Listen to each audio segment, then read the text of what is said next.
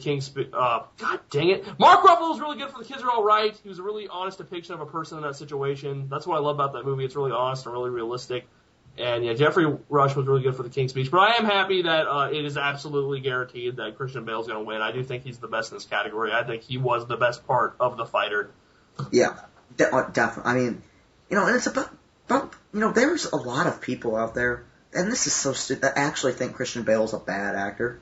They think that he just has one. I think that's mainly just because the two Christopher Nolan Batman films don't really allow Christian Bale to show off his acting ability as much as other movies do. I don't think it's the Batman films. I think it was the fact that I think Terminator Salvation was the one that people really got the kind of started, saying this guy's not that good because he was very one note in that movie.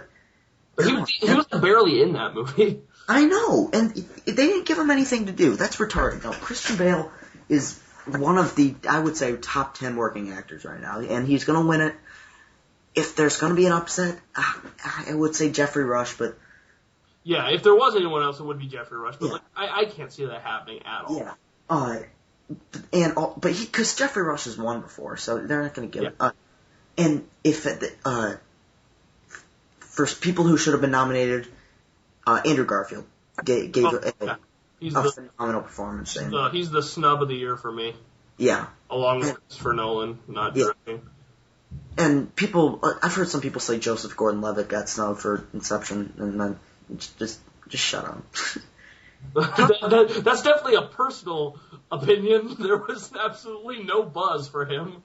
No, there was a lot. There were a lot of people that really thought that he would get nominated. Yeah, but talk about guys who buzz is generated from people in the show business that are actually aware of what's going on. They're there was no way that he was going to get nominated. He should have been nominated last year for 500 Days of Summer. That's when he should have been nominated. Yeah, I agree.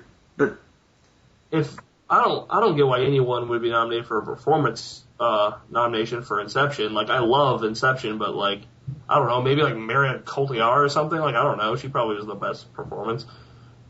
Well, a lot of people wanted Leonardo to get nominated. He was more likely for him to get nominated for Shutter Island, and that was still pretty far out there. Yeah. Anyways. Christian Bale, best performance by an actress in a leading role. Wow, actresses get leading roles? I didn't know women could have that power. What best performance by a female actress inside the kitchen is what it should be. Yeah. Best performance... Best leading performance by a sandwich maker. Annette Bening for The Kids Are All Right. Nicole Kidman for Rabbit Hole.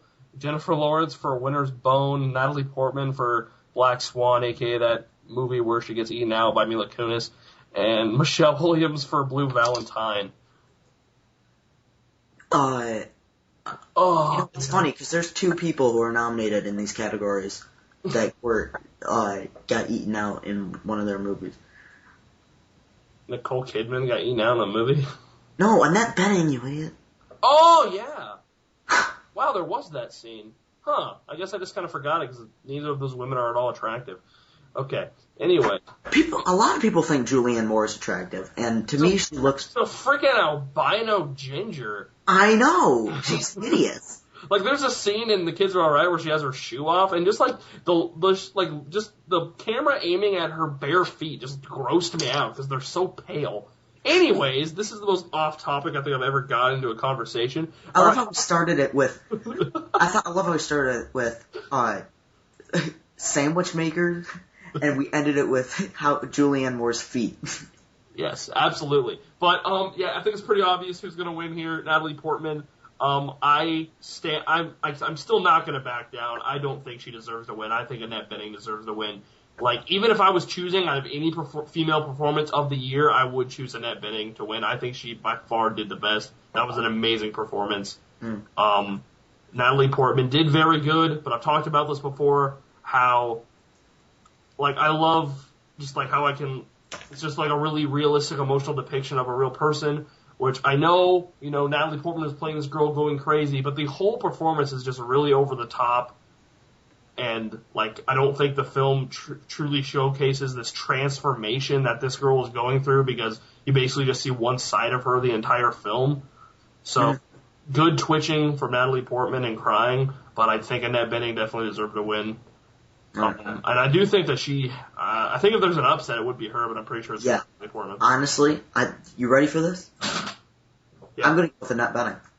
I think Natalie Portman should win, but for some reason, I don't know why, I just have this strange feeling that this is going to be a huge upset, because Annette Bening's been nominated before, never won. I don't know. I think... has she won any other awards? She's probably won something. Has Natalie Portman won everything? Yeah. Yeah, I didn't mean like Annette Bening's career. I meant like for this award season. Yeah. I don't know. I just feel like I have a different view, because I felt that Rihanna. I'm sorry. I'm looking at stuff from the Grammys right now. Yeah, Rihanna gave an amazing performance in Black Swan. Now, am I high or something? Okay. Rihanna, was she in that movie where she got beat up by that one singer?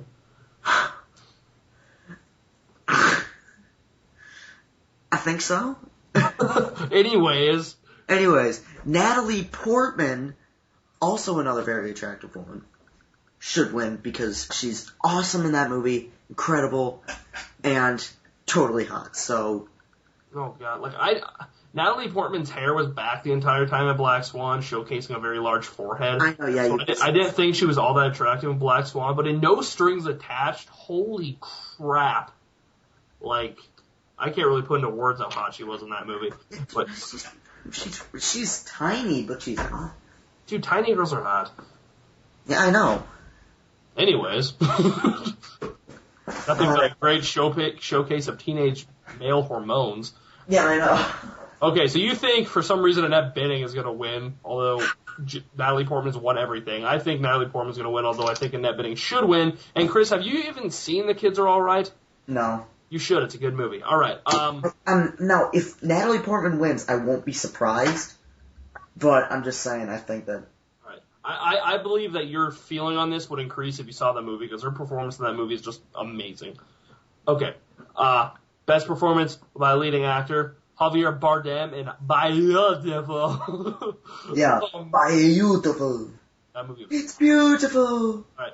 Jeff Bridges in True Grit, Jesse Eisenberg in The Social Network, Colin Firth in The King's Speech, James Franco in 1, 2, 7 hours. Alright, I'll let you shoot your wad on this first, because I kind of have a different... Shoot my wad all over the face of America. That is disgusting. Yes, I do. Chris is going to be pretentious here and say that Colin Firth is not going to win, because Chris... No, I'm not going to say that. Think retarded thing. Okay, Colin Firth is going to win, but I would be happier with James Franco. I think James Franco deserves to win. I think he gave probably the best male performance in a year, with a few exceptions. Like I am that one guy that loves Greenberg. So although there was absolutely no chance, I do think Ben Stiller deserved to get nominated at least. But anyways, I loved out of these 5, I would choose James Franco to win. I think he did the best.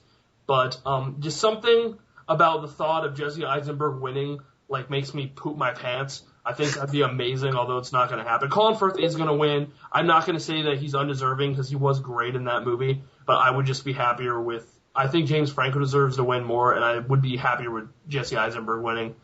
But I love all the performances in this category, except Javier Bardem. I haven't seen that movie. Yeah. I'm that one guy that hasn't seen that movie. Yeah, I know, man. It's done Avatar business overseas. Yeah, that's why I haven't seen it. Like, every time I go and buy my ticket, it's always sold out, and it really pisses me off.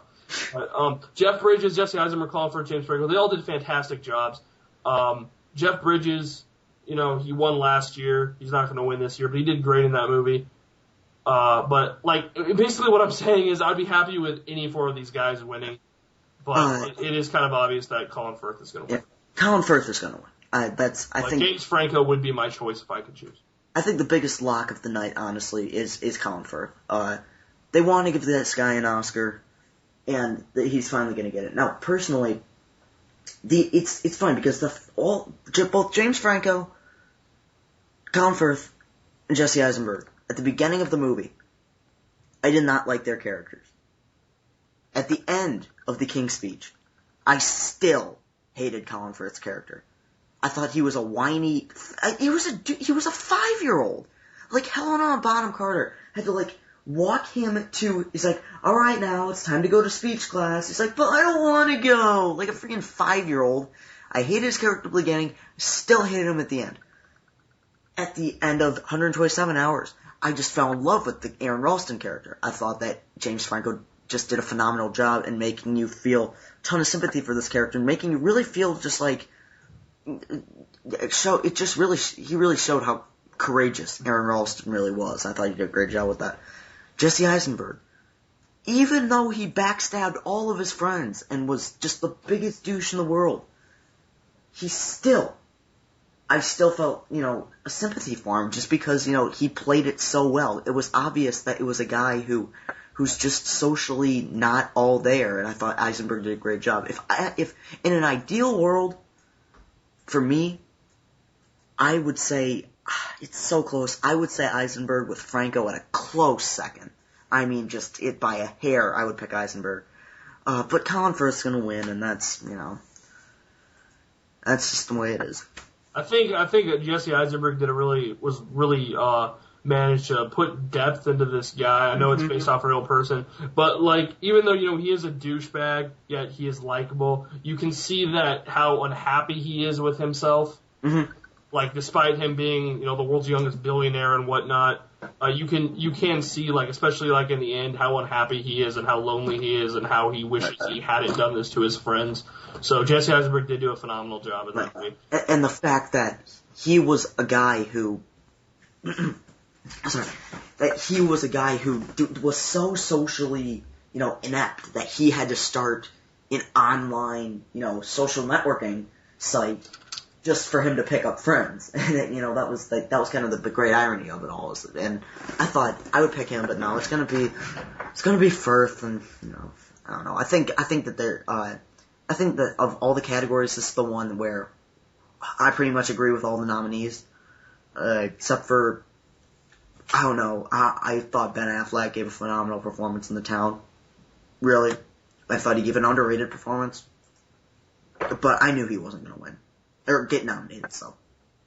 I don't think you've seen it, but did you watch my review for The Company Man?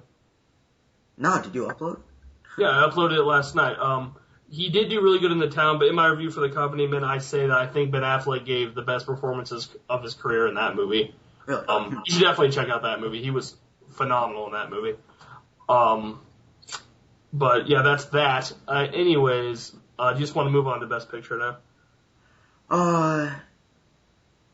Is that what we're on? Yeah, we've done everything else. Well, holy tits. Alright, wait 1 second.